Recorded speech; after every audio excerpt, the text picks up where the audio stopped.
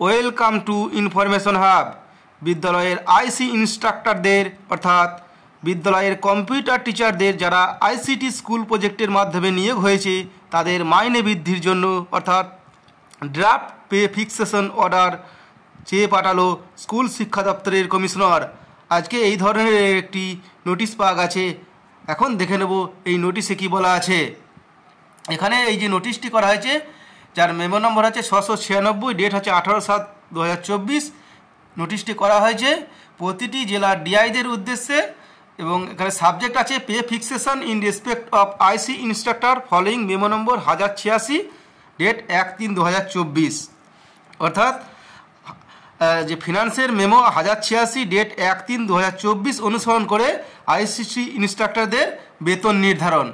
এখানে কি বলা হয়েছে, remuneration of contractually engage IT personnel who have been brought under ambit memo number 192, date 16/10/2026, they have been enhanced by memo number 1086 FP2, date 1/3/2024। Contractual IT personnel যাদের নিয়োগ 192 memo নম্বরের আওতায় আনা হয়েছে তাদের বেতন 1086 FP2, ডেট 1/3/2024 অনুযায়ী করা হবে।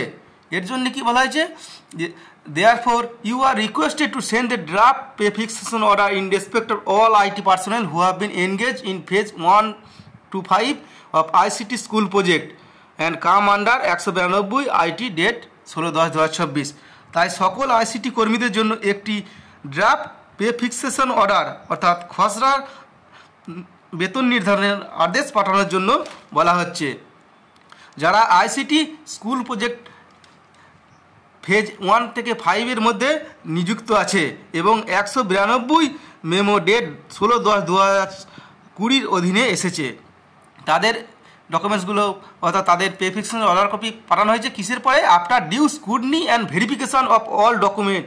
সমস্ত ডকুমেন্ট স্ক্রুটনি এবং ভেরিফিকেশন করে কী কী জিনিস, initial engagement, break in service etcetera, অর্থাৎ তাদের ইনিশিয়াল প্রাথমিক যে নিয়োগপত্র, তাদের কোনো ব্রেক ইন সার্ভিস আছে কি, এগুলো সমস্ত কিছু যাচাই করে তাদের পে ফিক্সেশন অর্ডার কপি পাঠানোর জন্য বলা হয়েছে। যারা আইসিটি যে সমস্ত টিচার স্কুল প্রজেক্টের মাধ্যমে নিয়োগ হয়েছে ফেজ 1 থেকে 5 টু দিস এন্ড, অর্থাৎ এই যে স্কুল শিক্ষা দপ্তরের কমিশনের কাছে পাঠানোর জন্য for taking necessary action for rectification for rectification by PR department. আর পিআর ডিপার্টমেন্ট এটা যে একটা ফিনান্স থেকে মেমো নম্বর বাড়াইছিল 1086 FP2, 1/3/2024 এইটা অনুযায়ী পাঠানোর জন্যে কবেকার মধ্যে 19/7/2024 জন্য 24 মধ্যে, অর্থাৎ 19 জুলাইয়ের মধ্যে এটা পাঠানোর জন্য বলা হয়েছে।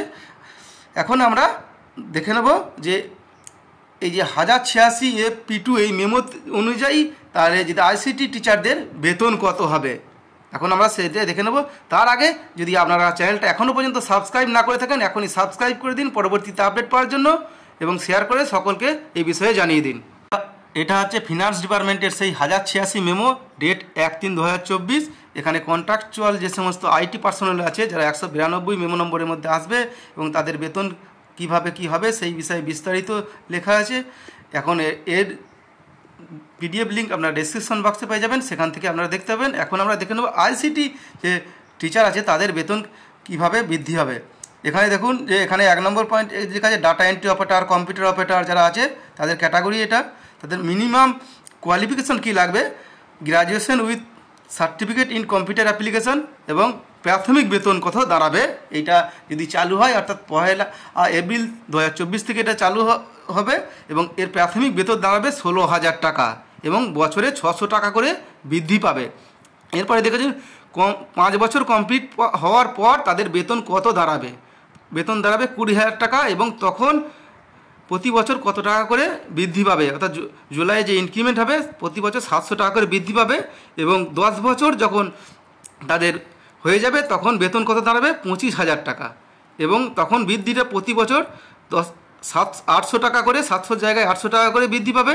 এরপরে যখন তাদের 15 বছর কমপ্লিট হয়ে যাবে সার্ভিসের তখন প্রাথমিক বেতন দাঁড়াবে 31,000 টাকা এবং তখন 15 বছরের পরে যখন প্রতি বছর জুলাই মাসে 1000 টাকা করে ইনক্রিমেন্ট হবে।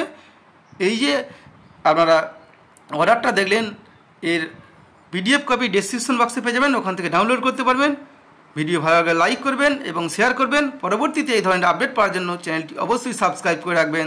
ধন্যবাদ।